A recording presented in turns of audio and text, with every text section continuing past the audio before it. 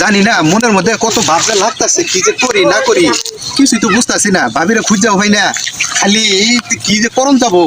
বুঝতেছি না ভাবি গো ভাবি কই আরে আমি তো এনু হ্যাঁ কোন তুমি আরে তুমি কি চোখে দেখো না তুমি কি দিনে অন্ধ হয়ে গেছো নাকি তুমি চোখেও দেখো না আমারে আমি দিনের বেলায় অন্ধ রাইতের বেলা কানো হইতে তাহলে হ্যাঁ ভাই এলো আমি তো কানা আব্বা তো চোখে দেখে না চোখে দেখেও যদি না দেখার বান করো আমি এরকম একটা তরতাজা মানুষ আমারে তুমি দিনের বেলায় চোখে দেখো না এ কি রাত রয়েছে যে তুমি চোখে দেখো আমি কি কালা না অন্ধ হ্যাঁ? এবার যদি আমার বিয়ে করাও প্রথমবার তো বিয়ে করতেছি নাকি তুমি আমার দিকে ঘোরো আগে আমার দিকে ঘোরো তাহলে তুমি কানো শুনবা না, তোমার কানাবা ঠসা আচ্ছা, এবার যদি বিয়ে করো আমারে ভালো দেখে 3টা হালি জানি থাকে সাইডটা যেটা জানি থাকে বুঝছো